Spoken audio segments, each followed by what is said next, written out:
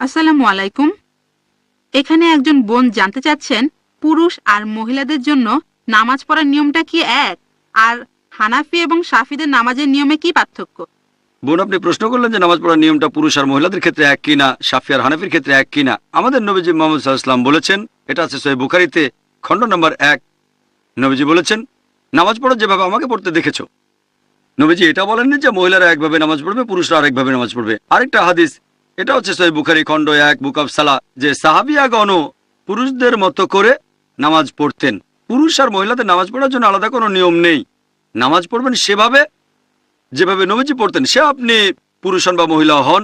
আমি জানি বাজারে এরকম কিছু বই পাওয়া যায়, ইন্ডিয়া সহ সারা পৃথিবীতেই বিভিন্ন মতবাদের লোকজন বলে মহিলাদের জন্য নামাজ পড়ার নিয়মটা আলাদা আর পুরুষদের নামাজ পড়ার নিয়ম আলাদা। এরকম কোনো হাদিস নেই।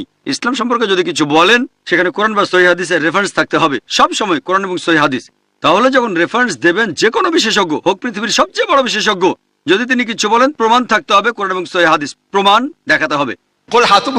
প্রমাণ পেশ করো ইন কুনতুম সাদিকিন। এমন কোন হাদিস নেই বা কোরআনের আয়াত নেই যেটা বলছে যে নামাজ পড়ার নিয়মটা পুরুষ এবং মহিলাদের আলাদা। আমি জানি অনেক বিশেষজ্ঞ নিজস্ব দৃষ্টিভঙ্গি থেকে বলে থাকেন যেহেতু মহিলাদের নিরাপত্তা দরকার, তারা আলাদাভাবে নামাজ পড়বে, এটা হচ্ছে তাদের দৃষ্টিভঙ্গি। কিন্তু নবীজি কখনো বলেননি নামাজ পড়বো যেভাবে নবীজি পড়তেন। এবারে হানাফি এবং শাফি মাযহাবে নামাজের নিয়ম সম্পর্কে বলি। আমি জানি এদের মধ্যে কিছু পার্থক্য আছে। হানাফিরা নামাজের সময় হাত বাঁধে নাভির নিচে, শাফিরা হাত বাঁধে বুকের উপরে, তারা তাকবীর দেয়, আমিন শব্দটা জোরে বলে। এখানেও আগের উত্তরটাই সহিহ বুখারী। নবীজি বলেছেন খণ্ড নম্বর 1 বুক অফ সালাহ, নামাজ পড়ো যেভাবে আমাকে পড়তে দেখেছো। আর এই চারজন ইমাম, ইমাম শাফি, ইমাম আহমেদ ইবনে হাম্বল, ইমাম আবু হানিফা, ইমাম মালিক, এই চারজন বিখ্যাত ইমামই বলেছেন যদি দেখো আমার কোনো ফতোয়া আল্লাহ এবং রাসূলের বিরুদ্ধে যাচ্ছে, ফতোয়া দেওয়ালে ছুঁড়ে মারো। আমি জানি আবু হানিফা রাদিয়াল্লাহু আনহু বিখ্যাত বিশেষজ্ঞ, তাকে শ্রদ্ধা করি, ভালোবাসি। মানুষে বলে যে তিনি বলেছেন যখন তোমরা নামাজ পড়বে নাভির নিচে হাত বাঁধবে। আবু দাউদে একটা হাদিস আছে, আবু দাউদ খণ্ড নম্বর 1 বুক অফ সালাহ, বলা হয়েছে নবীজি নামাজের সময় নাভির নিচে হাত বাঁধতেন। তবে এটা জয়ীফ হাদিস। ঠিক এর পরের হাদিসটাই বলছে, যেটা সহিহ হাদিস, যে নবীজি হাত বাঁধতেন নাভির উপরে। আরো সহিহ হাদিস আছে সহিহ ইবনে খুজাইমা, যেটা বলছে নবীজি হাত বাঁধতেন বুকের উপরে। সহিহ হাদিস যখন বলছে নবীজি বুকের উপর হাত বাঁধতেন, নাভির নিচের হাদিসটা জয়ীফ। তাহলে নামাজ পড়ার সঠিক নিয়ম বুকের উপর হাত বাঁধা। তার মানে এই না যে ইমাম শাফির সব কথা ঠিক অথবা ইমাম আবু হানিফা, তারা দুজনেই শান্তিতে থাকুন, তিনি ভুল। এরা সবাই বিখ্যাত বিশেষজ্ঞ, তাদের শ্রদ্ধা করি, তারা মহান আলেম। তবে আমরা বুঝতে পারছি না যে সেই সময়ে সব হাদিসই লিপিবদ্ধ হয়নি। আমাদের নবীজির জীবদ্দশায় কোরআন লিপিবদ্ধ হয়েছিল, এটা নিয়ে কোনো সন্দেহ নেই, নবীজির নিজস্ব তত্ত্বাবধানে। তবে হাদিস লিপিবদ্ধ করা হয়েছে নবীজির ইন্তেকালের 50 বছর পর, 100 বছর পর বা 150 বছর পরে। এই বিশেষজ্ঞগণ অনেক আগে এসেছেন। আর যেহেতু তাদের কাছে সবগুলো সহিহ হাদিস ছিল না, তারা তখন যে ফতোয়া দিয়েছেন সেগুলো তাদের তখনকার জ্ঞানের ভিত্তিতে। আমি বলবো না ইমাম আবু হানিফা রাদিয়াল্লাহু আনহু ভুল করেছেন। আমি বলবো এই সহিহ হাদিসটা ওনার কাছে পৌঁছায়নি। হতে পারে যে জয়ীফ হাদিসটা তার কাছে পৌঁছেছিল আর সেজন্য তিনি বলেছেন হাত বাঁধবে নাভির নিচে। সহিহ হাদিস হয়তো ইমাম শাফির কাছে পৌঁছেছিল, তিনি বললেন হাত বাঁধবে বুকের উপরে। আবারও সহিহ বুখারী বলছে খণ্ড নম্বর 1 বুক অফ সালাহ যে তাকবীর দিতে হবে। তাকবীর নবীজি বলেছেন, এমন না যে ইমাম শাফি বলেছেন তাই আমি এটা মেনে চলছি, কারণ আমার নবীজি বলেছেন। তারপর ওযুর বেলায় কোরআনের একটা আয়াত আছে সূরা মাইদা অধ্যায় নম্বর 5, বলা হয়েছে কোন মহিলাকে স্পর্শ করলে ওযু ভেঙে যায়। আরবি শব্দটা মাসা, মূল শব্দ লামাসা, মানে স্পর্শ করা। ইমাম শাফি রাদিয়াল্লাহু আনহুর মতে তিনি বলেছেন কোন মহিলাকে স্পর্শ করলে ওযু ভেঙে যায়। ইমাম আবু হানিফা বলেছেন যদি কোনো মহিলাকে স্পর্শ করে কোনো পুরুষ ওযু অবস্থায়, তাহলে ওযু ভাঙে না। এখন কোরআনে আরবি শব্দটা হচ্ছে লামাসা, মহিলাকে স্পর্শ করলে ওযু ভেঙে যায়। তবে মাসা শব্দটার অর্থ দুটো, একটা হচ্ছে সহবাস করা, আরেকটা হচ্ছে স্পর্শ করা। ইমাম শাফি রাদিয়াল্লাহু আনহু তিনি বলেছেন এটা স্পর্শ করা।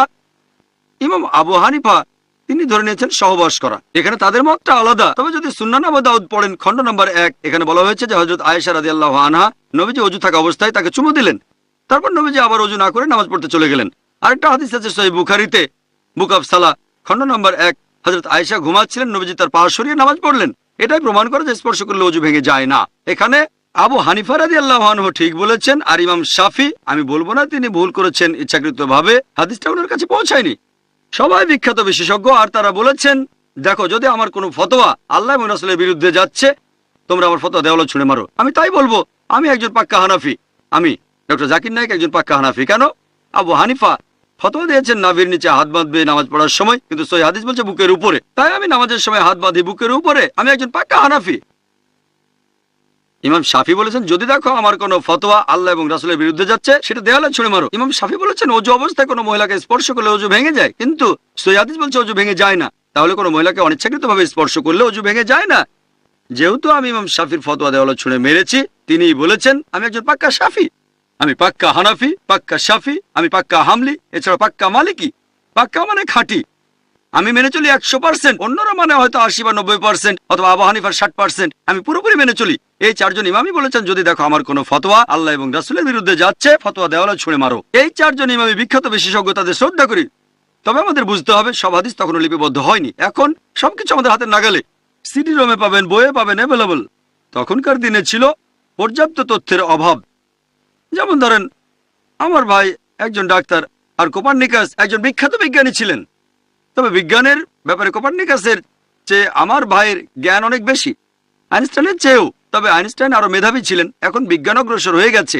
তার মানে এই না যে আমার ভাই আইনস্টাইনের চেয়ে অনেক বেশি মেধাবী। আইনস্টাইন আমার ভাইয়ের চেয়ে অনেক বড় জিনিয়াস, তবে যেহেতু অনেক বছর পার হয়ে গেছে আমার ভাই বিজ্ঞান সম্পর্কে তথ্য বেশি জানে, আধুনিক তথ্য বেশি জানে, তবে বেশি মেধাবী আইনস্টাইন, আইজাক নিউটন বা কোপার্নিকাস। যেহেতু বিজ্ঞান অগ্রসর হয়েছে তাই আমরা একটু বেশি তথ্য জানি।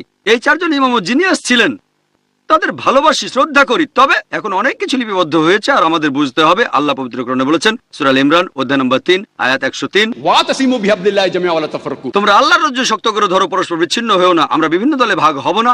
আর নামাজ পড়ার একমাত্র নিয়ম সেটা হানাফি, শাফি বা মালিকিদের নিয়মে না, হবে আমাদের নবীজির নিয়মে।